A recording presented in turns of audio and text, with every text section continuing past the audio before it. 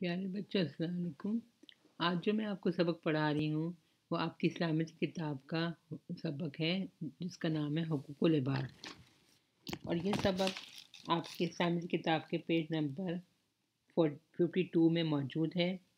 تو آئیے ہم سب سبق پڑھتے ہیں حقوق العباد۔ اس سبق کو پڑھانے سے پہلے میں آپ کو بتانا چاہتی ہوں کہ حقوق العباد کے معنی کیا ہیں۔ آپ ذہن پہ زور ڈالیے تو آپ کو معلوم ہے کہ حقوق العباد کے معنی کیا ہیں؟ جی ہاں، حقوق العباد کے معنی ہیں بندوں کے حقوق۔ کوئی بھی انسان دنیا میں اکیلا زندگی نہیں گزار سکتا، اور اس کو زندگی گزارنے کے لیے ہر وقت کسی سہارے کی ضرورت ہوتی ہے۔ یہ سہارا اس کو مختلف قسم کے لوگوں سے ملتا ہے، اور جب تک ہم ان لوگوں کے ساتھ اچھا سلوک کریں گے تو یہ بھی ہمارا ساتھ دیں گے۔ تو آئیے اب ہم اس سبق کی طرف چلتے ہیں۔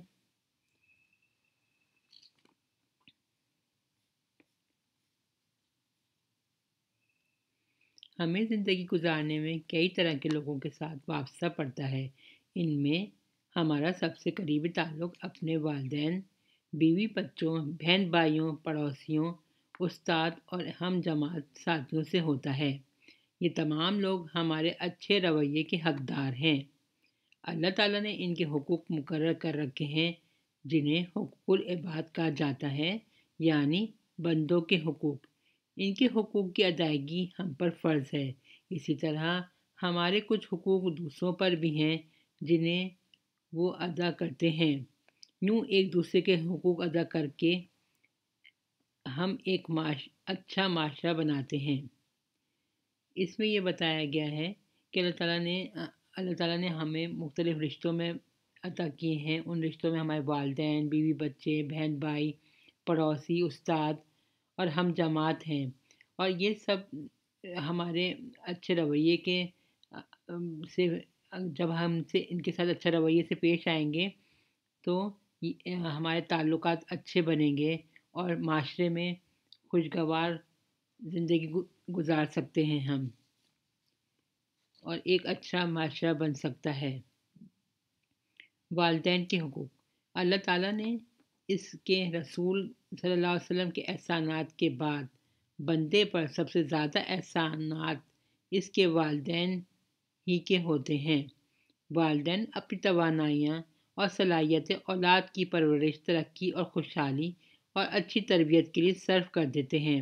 اولاد کے آرام کے لیے دن رات مشقت جھیلتے ہیں، ان کی نگہداشت میں کوئی کسر نہیں اٹھا رکھتے۔ اس لیے وہ اس بات کے مستحق ہیں کہ ان سے بھی ویسے ہی اچھا سلوک کیا جائے جیسا انہوں نے اپنی اولاد کو پالنے میں اس وقت کیا جب وہ بالکل بے کسی کی حالت میں تھے۔ اس پیراگراف میں یہ بتایا جا رہا ہے کہ والدین اللہ تعالیٰ کے جو احسانات ہیں ان میں سے سب سے بڑا احسان تو یہ ہے کہ انہوں نے ہماری رہنمائی کے لیے حضور صلی اللہ علیہ وسلم کو دنیا میں بھیجا، اور پھر والدین کی نعمت سے نوازا۔ والدین اپنی اولاد کی کامیابیوں کے لیے ہر وقت کوشاں رہتے ہیں، اور اپنی توانائی یعنی اپنی جتنی بھی ہمت ہوتی ہے وہ یہ چاہتے ہیں کہ ان کے بچوں کو کوئی تکلیف نہ ہو۔ وہ اپنی پوری توانائی صرف کرتے ہیں اپنے بچوں کی خوشحالی کے لیے، ان کی اچھی تربیت کے لیے، اور والد جو ہیں وہ اپنا سب کچھ آرام کو ترک کر کے روز کام پہ جاتے ہیں اور وہاں سے پیسہ کما کے لاتے ہیں تاکہ بچوں کی پرورش میں جو اخراجات ہوتے ہیں وہ پورے ہو سکیں۔ اور جو آپ کی والدہ صاحبہ ہیں وہ بھی جو ہیں وہ پوری محنت سے آپ لوگوں کے لیے ہر آپ کی فرمائشیں پوری کرتی ہیں، آپ کے پڑھانے لکھوانے اور ہر چیز کا خیال رکھتی ہیں۔ لیکن جب ان کی باری آتی ہے، تو جب وہ بوڑھے ہو جاتے ہیں اور جب وہ ایسا نہیں کر سکتے سب کچھ، تو اس وقت پھر اولاد کی باری آتی ہے کہ اب وہ والدین کے ساتھ ویسے ہی سلوک کریں جیسا انہوں نے اس وقت کیا تھا جب وہ بالکل بے بسی کی حالت میں تھے۔ اور اللہ تعالیٰ ارشاد فرماتے ہیں، اور تمہارے پروردگار نے ارشاد فرمایا ہے کہ اس کے سوا کسی کی عبادت نہ کرو، اور والدین کے ساتھ بھلائی کرتے رہو۔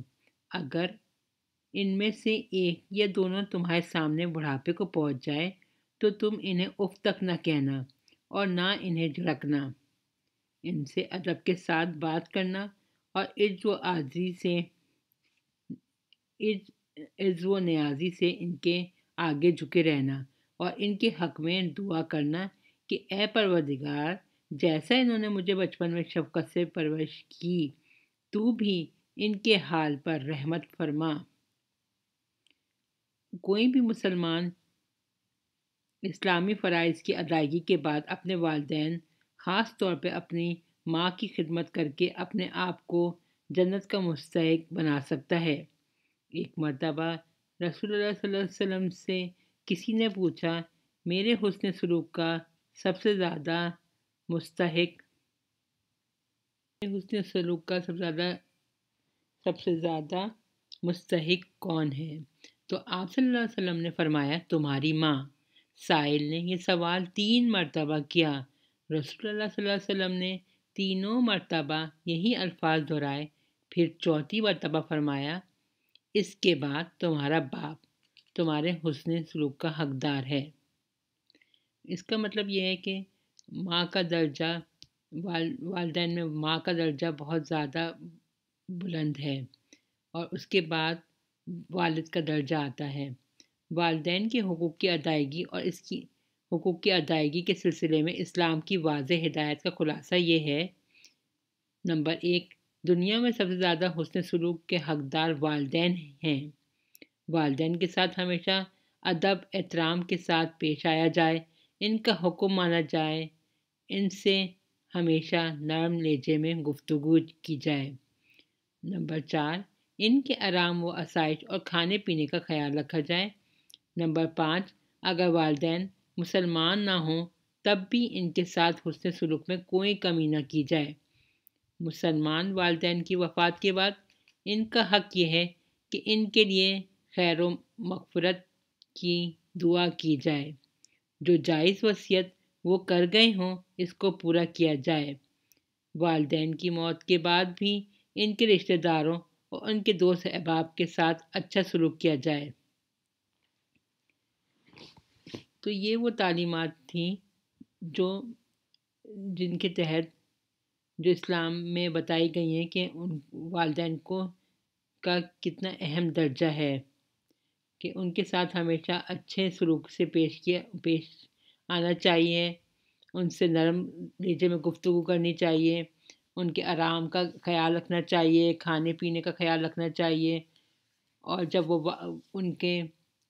ان کا دنیا سے رخصت ہو جائیں تو ان کے حق میں دعائے خیر کا مطلب یہ ہے کہ ان کے حق میں دعا کی جائے کہ اللہ تعالیٰ ان کو مغفرت کرے، اور جو وہ جائز وصیت یعنی مرنے کے بعد جو زندگی میں وہ وصیت کر گئے ہوں اس کو پورا کیا جائے۔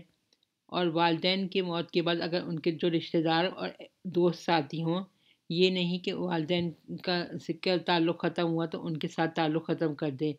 والدین کے انتقال کے بعد بھی ان کے دوست اور رشتہ داروں کے ساتھ ہمیں اچھا سلوک کرنا ہوگا۔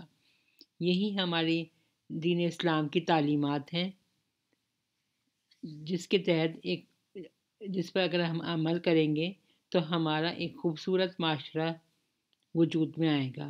شکریہ۔